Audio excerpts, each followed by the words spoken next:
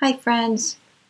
As I sat down to reflect on today's readings for Tuesday of the 8th week of Ordinary Time, I couldn't help but reflect on the events of this past weekend. On Saturday, I had a retreat with our parents and children who will be celebrating First Communion at St. Charles in just a couple of weeks. And it is always such a joy to watch their enthusiasm and their excitement over this next part of their faith journey, coming to the table of the Lord for the first time. And then on Sunday, we celebrated Pentecost, the coming of the Holy Spirit into our lives. And as I sat at Mass, I was remembering that last year, the staff recorded Pentecost Mass in an empty church. And I remember wondering how long this could go on for and what the next Pentecost would possibly look like. And this year, Pentecost was especially joyful because so many people are now able to return to Mass with so many more people having been vaccinated and the virus not spreading as much in our area. It's a lot of hope this weekend. On Sunday, I also had a chance to meet for the final time with our First Communion children, and part of our discussion was on the closing blessing that we receive at Mass. We talked about how we're to go out and live as Eucharistic people. We don't just receive the Eucharist and keep it to ourselves. How are we to feed the hungers of the world? And when I invited the children to think about how they could do that, they were so thoughtful about it. They could help each other, and they could be more kind, and they could be more loving. They could be more positive. They said they could be more accepting of each other. They were all such wonderful ideas. You know, each week we are called to be Eucharistic people. We're sent out into the world to do that, to truly love and serve our brothers and sisters, especially those who hunger and need. We're called to recognize God present in every single person. In today's readings, we're called to love each other generously. This is from the first reading from Sirach. In a generous spirit, pay homage to the Lord. Be not sparing of free will gifts. With each contribution, show a cheerful countenance, and pay your tithes in a spirit of joy. Give to the Most High as He has given to you, generously, according to your means.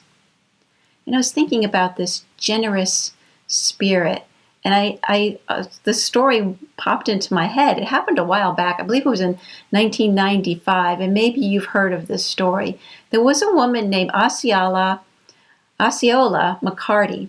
She lived in Mississippi. Her story is that she was born in 1908. She was conceived when her mother was raped as she was returning home from helping a sick relative. So she was raised by her grandmother and her aunt, and they cleaned houses, they cooked, and they took in laundry. So she learned those things. She dropped out of school when she was in the 6th grade when her aunt became sick and unable to work. So she worked as a washerwoman, and she actually washed clothes by hand. And she was forced to quit working in 1994 because of arthritis in her hands. She never married, she never had children.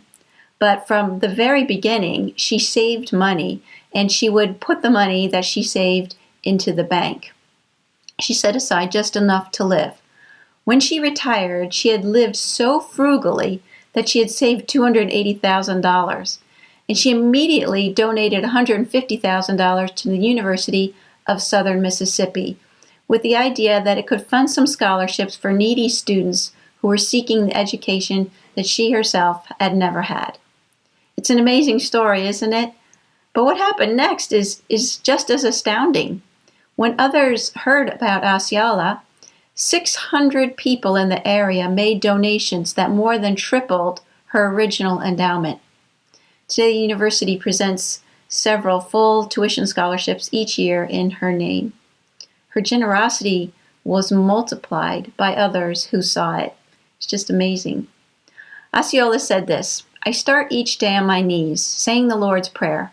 Then I get busy with work. You have to accept God the best way you know how, and then He'll show Himself to you. And the more you serve, the more able you are to serve Him. She also said, I can't do everything, but I can do something to help somebody. And what I can do, I will. Serving generously. As we enter into the ordinary time, maybe I can think about serving generously. As we try our best to live as Eucharistic people in the world, We do recognize that we can't do everything, but we can do something to help somebody. We can try, in our own way, to live with a spirit of generosity in our love and our service to each other, recognizing that this is how we are called to live our faith. That's what I have for today. Hope your week's a really good one.